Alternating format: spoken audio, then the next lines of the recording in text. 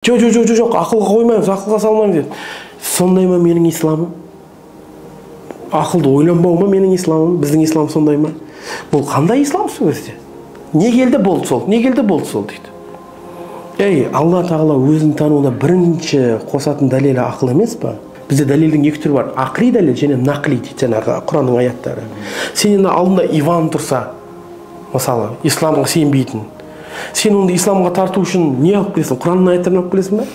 Ол саған айтады ғой, брат, сен не? Мен сенің исламыңа сенбей тұрсам, сен маған не Құраннан дәлел алып келіп жатсың?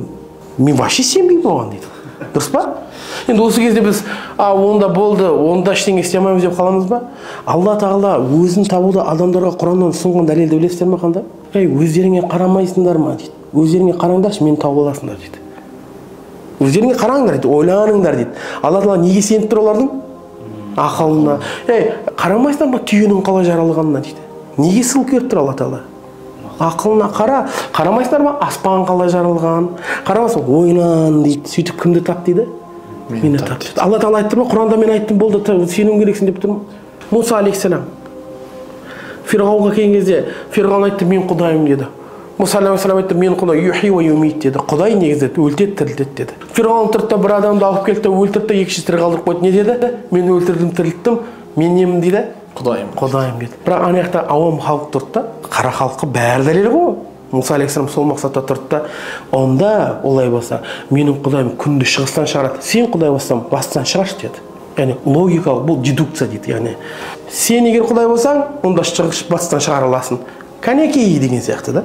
Көрсетті. Бұл алып кепті, бұл қияс ілімі дейді, мантықта. Фирғауын істей алды ма? Муса алейхиссалам немен дәлел келтірді оның барлығына? Ақылмен. Ибрахим алейхиссаламның ағасы пұтқа табынатын не болған. Ибрахим алейхиссалам айтса да көнбейді. Бір күні мейрам болады да, бәрі мейрам тойлауға ауылдың сыртына шығып кеткен кезде Ибрахим алейхиссалам пұттардың бәрін қиратады да, балтаны тұрып үлкен пұттың қолына істеп қояды, іліп қояды. Сосын кетіп қалады. Шуылдайды, кім істеді? Сөзді біреу айтады, Ибрахим жүрген бағана дейді. Ағасы Ибрахим шақырып атады, Ибрахим сен ба дейді. Мен емес дейді. Қарашы ана, по-моему, ортасынан үлкені қалып қалған балта соңғылды сол ғой, по-моему дейді. Ибрахим, пема, бұл ағаш емес па? Ештеңе істей алмайтын. Қалай анарды өлтіреді деп айтасың бұл? Ибрахим алейхиссалам, осы ғой мен айтқым келіп жатқаным. Қалай сен ағаш ештеңе естімей, ештеңе білмейтінге табынасың дейді. Қандай дәлел? Ақли дәлел. Демек, ақли дәлел алып келу кімнің жолы екен жігіттер? Пайғамбарлардың жолы. Ал буквалистер, жоқ, мен ойланбай, маған айтты осылай, болды өйстіп тұр деген кімнің жолы білесіңдер ме? Мушриктердің жолы. Кім аталарымыз нені ұстанды, біз содан жоқ, ойланбаймыз деді ол.